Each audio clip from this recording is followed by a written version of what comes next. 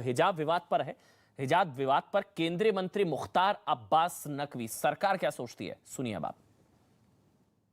तो आपको बता दें, पहले हिजाब फिर किताब की जो आग है वो अब कर्नाटक से महाराष्ट्र तक पहुंच गई है। खबर है महाराष्ट्र के बीड़ में पोस्टर लगाए गए हैं जिसमें लिखा गया पहले हिजाब फिर किताब। मामला कोर्ट तक पहुंचा, बड़ी बेंच में मामला जाएगा, अभी स्टेटस को मेंटेन रहेगा। लेकिन इस विवाद की जड़ को समझने के लिए और इसके पीछे ये जो भारत बैशिंग ब्रिगेड कह लीजिए या कुछ भी कह लीजिए, इसके पीछे की सोच को समझने के लिए पूरा देश आज सुनना चाहेगा केंद्रीय मंत्री, केंद्रीय अल्पसंख्यक मामलों के मंत्री मुख्तार अब्बास नकवी इस वक्त मेरे साथ लाइव जुड़ चुके हैं। बहुत बहुत धन्यवाद नकवी साहब, आपने समय निकाला न्यूज़ 18 इंडिया के लिए। बहुत धन्यवाद। पहला सवाल सर कुछ ही नहीं, मेरे को तो समझना ये है क्या ये विवाद इतना बड़ा हो गया है, इतना बड़ा हो गया है, ये क्या है? क्या ये पहले हिजाब फिर किताब? देखिए, जो हिजाब पर हॉरर हंगामा और शो है, ये शुद्ध रूप से यूनिफॉर्म पर मिस इन्फॉर्म करने की कम्युनल कॉन्स्पिरेसी का कंपटीशन है, इससे ज़्यादा कुछ नहीं है। हर इंस्टीट्यूशन का अपना ड्रेस कोड होता है, डिसिप्लिन होता है, डिग्निटी होती है, डिसीजंस होते हैं, और उस इंस्टीट्यूशन के ड्रेस कोड को, डिग्निटी को, डिसिप्लिन को, डिसीजन को सबको मानना होता है, चाहे वो किसी धर्म का हो, किसी जाति का हो, किसी क्षेत्र का हो। अब जहाँ तक सवाल है इस देश का, इस देश में अलग अलग इंस्टीट्यूशंस के अपने अपने अलग अलग ड्रेस कोड है। अब इस देश में जो है वैसे तो लगभग 50,000 जो है वो माइनॉरिटी इंस्टीट्यूशन भी काम कर रहे हैं, 50,000 के इर्द गिर्द मदरसे भी हैं जहाँ पे उनके अपने ड्रेस कोड होंगे। लेकिन अनफॉर्चुनेटली एक आइसोलेटेड घटना जिसमें कि कुछ बच्चियों का प्रोटेस्ट, सोकाल्ड जिसे कहते हैं प्रोटेस्ट हुआ, उसी स्कूल में और भी बच्चे बच्चियां पढ़ रहे थे, उसी मजहब के मानने वाले, वो बिना हिजाब के वहां पर अपनी पढ़ाई कर रहे थे। कुछ लोगों ने उसमें प्रोटेस्ट किया। प्रोटेस्ट इंपॉर्टेंट नहीं है। उसके बाद जो है वो कांग्रेस पार्टी के लीडर राहुल गांधी साहब हैं, वो गए थे गंगा जी नहाने, उनके गले लग गया हिजाब उस समय, यानी कि पहाड़ से गिरे थे, खजूर पे अटक गए। अब वहां पर उन्होंने हिजाब पर अपना प्रवचन दे डाला। उसके बाद उन्हीं की पार्टी की लीडर हैं, उन्होंने जो है लड़की हूँ लड़ सकती हूँ क्या करके उन्होंने आज हिजाब पे अपना पूरा भाषणबाजी कर दी कि ये पहनो, ये नहीं पहनो, ड्रेस कोड बता डाला। और मजे की बात यह है कि इस भारत बैशिंग ब्रिगेड के इस भारत को बदनाम करने के कंपटीशन में पाकिस्तान की जुगलबंदी भी कमाल की होती है, टाइमिंग भी कमाल की होती है। सर्जिकल स्ट्राइक से लेकर के आप सब समय की टाइमिंग देखिए, कहीं पे सबूत मांगा जाएगा, कहीं सवाल खड़े किए जाएंगे। अब हिजाब के हॉरर हंगामे में भी आज वही जुगलबंदी दिखाई पड़ी। आप अरे भैया, इस देश, जी सर, आप क्या मुझे कुछ इशारा कर रहे हैं? कुछ आप बता दें मेरे को। मतलब आप कह रहे हैं पर्दे की लड़ाई नहीं, पर्दे के पीछे कोई और है जो लड़ाई लड़ रहा है बच्चियों के कंधे का इस्तेमाल करके। उन्हें बेपर्दा करने की जरूरत है। वो अंतर्राष्ट्रीय ताकतें हैं, पाकिस्तान है, कोई है इसके पीछे। बिल्कुल। देखिए, कई लोगों को मोदी जी के आने के बाद इस देश में जो सौहार्द का माहौल है, सुरक्षा का माहौल है, समृद्धि का माहौल है और समावेशी विकास का माहौल है, वो सूट नहीं कर रहा है। और वो शुरू से जो है वो कोई भी मौका वो नहीं चूकते जिस वक्त की देश को बदनाम करने की षड्यंत्र और साजिशों के हिस्सेदारी भागीदारी न करें। शुरू में तो मोदी बैशिंग की सनक थी। अब मोदी बैशिंग की सनक जो है वो भारत बैशिंग की साजिश के हद तक पहुंच गई है। और आज जो लोग ये बात करते हैं, पाकिस्तान प्रवचन दे रहा था, जुर्म और जुल्म के जंगल में बैठ करके पाकिस्तान भारत के अल्पसंख्यकों के बारे में प्रवचन दे रहा था, जहां पर कि बंटवारे के बाद वहां अल्पसंख्यकों की क्या आबादी थी, 24% के इर्द गिर्द थी, आज 2% नहीं रह गए हैं। भारत में क्या थी, 7.5-8% थी, आज 22% से ज्यादा हो गए हैं। और 3 लाख से ज्यादा एक्टिव मस्जिदें इस देश में है जहां पर कि इबादत भी होती है और जिनकी हिफाजत भी होती है। 50,000 से ज्यादा मदरसे हैं, माइनॉरिटी इंस्टीट्यूशंस हैं और भी तमाम चीजें हैं। लेकिन इसमें सर, इसमें अपोजिशन ये है कि अब राहुल जी कह रहे हैं कि राहुल जी हिजाब के साथ है, लेकिन प्रियंका वाड्रा तो कह रही है कि कोई बिकिनी पहने, हिजाब पहने, घूंघट पहने, कोई कैसे रोक सकता है भाई? अब ये ज्ञान जो है जिन मदरसों पे भी ये बहुत ज्ञान देती रही हैं, उन मदरसों को भी ये ज्ञान दे दें कि ये जो इनका ड्रेस कोड है, बिकनी उकनी क्या बताया इन्होंने, बच्चे बच्चियों को वहाँ उस तरह भेज दें उससे। अरे भैया, उनके अपने ड्रेस कोड है और इंस्टीट्यूशंस हैं, उनके अपने ड्रेस कोड है। जो अच्छा लगे उसे अपना लो, जो बुरा लगे उसे जाने दो। किसने कहा है कि आपको जो है वो उसी इंस्टीट्यूशन में जाना है जिस इंस्टीट्यूशन में कि आपकी मर्जी का, आपकी जिद का ड्रेस कोड नहीं होगा?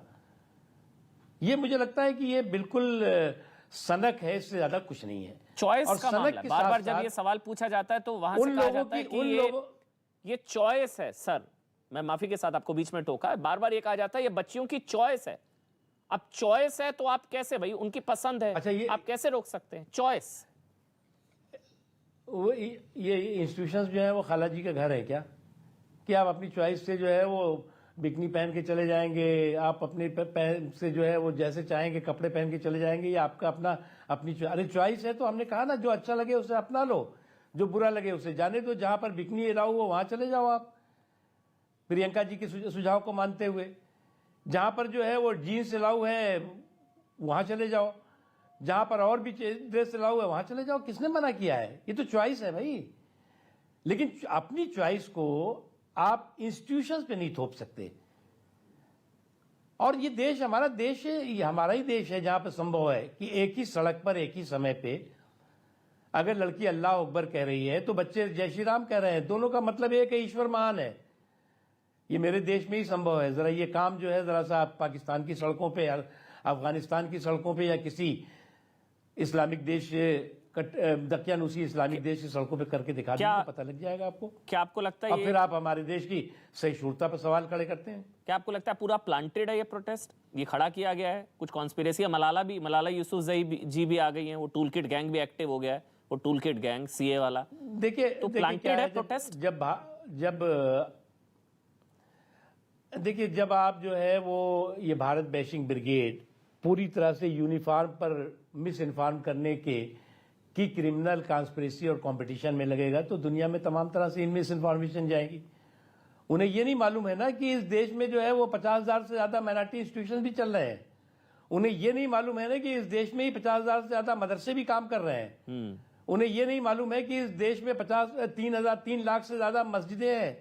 उन्हें ये नहीं मालूम है कि इस देश में जो है वो इन्हीं माइनॉरिटी इंस्टीट्यूशन, ये बच्चियों को मोदी जी ने 5.5 करोड़ से ज्यादा इन 7 सालों में स्कॉलर दिए एजुकेशनल एम्पावरमेंट के लिए, उसमें 60% लड़कियां हैं। उन्हें यह नहीं मालूम है कि जब बच्चियों की उम्र की बात होती है तो यही लोग कहते हैं ये बच्चियां आवारा हो जाएंगी, इनकी जो है 10 या 12 साल में शादी करा दो। तो ये आइसोलेशन चाहते हैं, एम्पावरमेंट नहीं चाहते। ये नहीं चाहते कि ये बच्चियां जो है वो प्रोग्रेस की मेन स्ट्रीम का हिस्सा बने, बल्कि आइसोलेट रहें और इनकी दकियानूसी सोच की बंधक रहे। वो नहीं होने पाएगा। अच्छा, एक आखिरी सवाल, एसडीपीआई का भी हाथ हो सकता है? कर्नाटक के मंत्री कह रहे हैं एसडीपीआई, पीएफआई, आपको लगता है कुछ इंटरनेशनल एक्टिविटीज हैं, कुछ लोगों के हाथ में लग गए, मौका लग गया है, कुछ हथियारों के साथ भी लोग पकड़े गए हैं?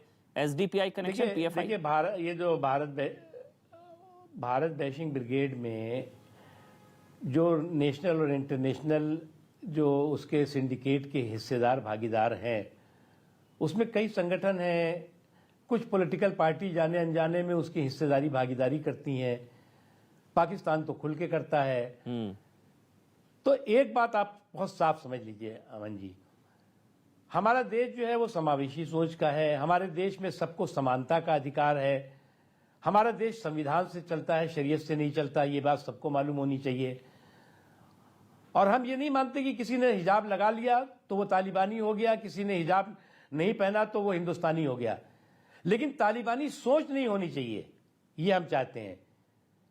समावेशी सोच होनी चाहिए, और वो समावेशी सोच को कोई भी ताकत डिफीट न दे सके, परास्त न कर सके। इसलिए हमें होशियार भी रहना है, चौकन्ने भी रहना है और ऐसे ताकतों को बेनकाब। एक आखिरी सवाल, एक कमेंट ओवैसी को लेकर भी, वो भी इसमें आग में घी डालने का काम कर रहे हैं। वो कह रहे हैं कि मुस्लिम बच्चियां उनको दरकिनार और वो सारी चीजें कि हिजाब आड़ है, हिजाब होगा, मतलब रोक दिया मुस्लिम बच्चियों को, आप लोगों ने दबा रहे हैं आप लोग। ओवैसी साहब, चुनावी चौपाल पे मनोरंजन मानुसों से इतना ही कहना चाहेंगे कि ये इंस्टीट्यूशन आपके खाला जी का घर नहीं है, कि आप जो है वो प्रियंका जी की सलाह पर वो ड्रेस पहन के चले जाए। हर इंस्टीट्यूशंस के अपने कोड होते हैं, उसको सबको मानना पड़ेगा। नहीं मानना है तो जहां आपके को पसंद का ड्रेस कोड हो, जहां पे आपके पसंद का डिसिप्लिन हो, डेकोरम हो, वहां जाइए, किसी ने नहीं रोका है ना। तो ये प्रयोग लगता है आपको, संयोग नहीं, अचानक से बच्चियों को हिजाब याद आ गया, ये प्रयोग लगता है। और ये कहना कुछ लोगों का कि साहब हम बुर्का पहन के ही वोटिंग करने जाएंगे, ये आप इलेक्शन कमीशन को चैलेंज दे रहे हैं क्या? आप चुनाव आयोग के जो है वो स्वतंत्र, निष्पक्ष, भयमुक्त और माहौल में चुनाव हो सके, इसको आप चुनौती दे रहे हो क्या? अरे भाई, इलेक्शन कमीशन जो है वो निष्पक्ष चुनाव कराना चाहता है, सभी लोगों को अपने मताधिकार का इस्तेमाल हो और कोई भी व्यक्ति फर्जी अपने वोटिंग ना कर सके, इसकी जिम्मेदारी इलेक्शन कमीशन की है। आप चैलेंज दे रहे हो जी हम तो ऐसे करेंगे जी, हमारा इलेक्शन में वोटिंग का भी ड्रेस कोड हमारा होगा। आप किस मानसिकता से देश में नफरत फैलाना चाहते हो आप लोग? ये नहीं चलेगा। ठीक सर, बहुत बहुत धन्यवाद, बहुत बहुत धन्यवाद मुख्तार अब्बास नकवी, आपने समय निकाला न्यूज़ 18 इंडिया के लिए, धन्यवाद सर।